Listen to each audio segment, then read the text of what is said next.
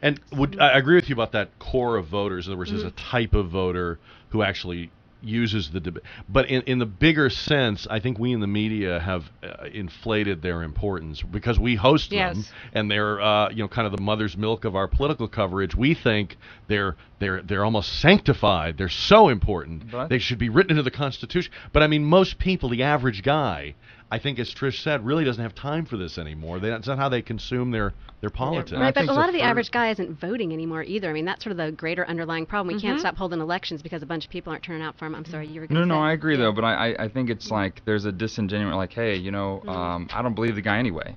He's going to say everything you want to say. I mean, I think there's that tone across America anyway. Hey, look, this guy's going to say something. And I mean, whether you're right or left of the aisle, they're like, hey, it doesn't really matter because he's not going to do what he's going to say anyway. And they don't answer the questions. There's a very scary spider on your microphone, by the way, Kevin, just so you know. There it is.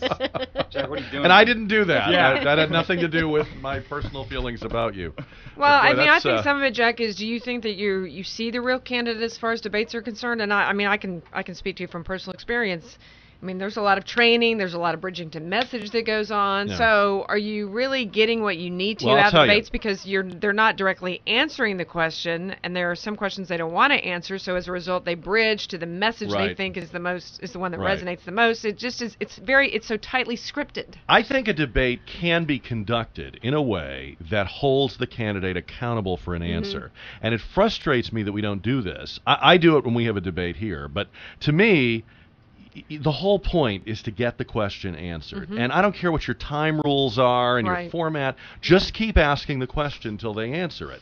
But instead what they do, and this is what's made people cynical, is not only do the candidates just default to their talking points, but these so-called journalists let them. Do the same thing. Right? It's like they're on automatic pilot, Elaine. They don't follow up. Right, like there's an agreement beforehand that this will be gloves on the entire very time. Polite. And I mean, if I was an editor and I saw my reporter give that kind of kid glove treatment, I'd be furious with them.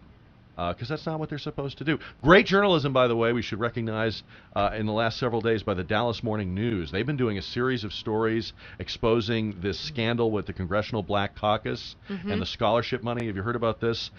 They caught Congresswoman Eddie Bernice Johnson, who's a Dallas area congresswoman, steering tens of thousands of dollars to her own relatives.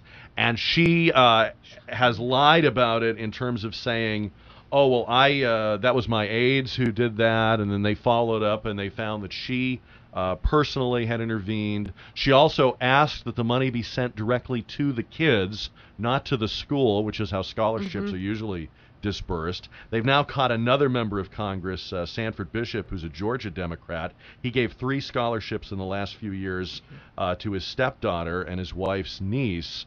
2 things I wanted to bring up about this story. One is, it still is amazing in this day and age of supposed transparency how much ability there is for members of Congress to get their hands on money and steer it directly.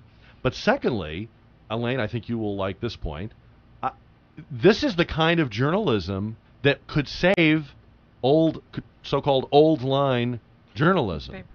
Why don't they do more of this? You know, I think we're seeing a little bit more of it, and I want to say that part of it is a reaction to things like ProPublica that have come out and said, you know, this is the core of journalism, and we've got to make it happen.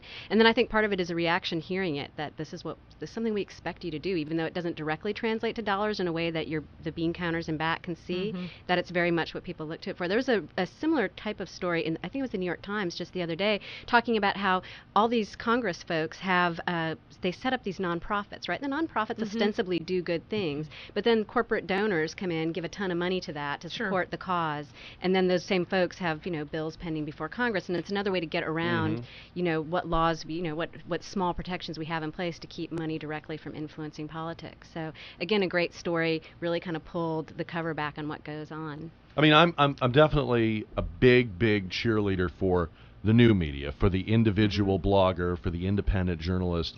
But there is something about being able to put a team of reporters, day after day after day, people who know where to go and how to ask and what forms to fill. I mean, this is what we'll, instead of sitting back and saying, well, we'll have to beef up our website because it's over, this is what they should be doing. Well, I mean, the Woodward and Bernstein type of journalism, you know, that exposed Watergate. I mean, those of us that I think have either worked in news or still read, hard copy newspapers, and Elaine and I have talked about this too, but I mean, enterprising journalism, and really hardcore investigative pieces that, leads to these aha moments, are few and far between these days. And, a lot of it is, it's a bottom line business. And so as a result of it being as bottom line as it is, you can't afford, the kind of time that a reporter needs to spend on that type of journalism. But I mean, I do think, the times that we come across it, it's refreshing. Yeah. Mm-hmm. All right. Well, we thank profusely Kevin Joyce and Elaine Wolff and Trish DeBerry-Mejia. Great job today. Thanks for coming by and being on Gang of Four. Always fun. Thanks, Jack. Have a great Yeah, weekend. thanks. And more. Jack Riccardi 10 to 1 is coming up on KTSA.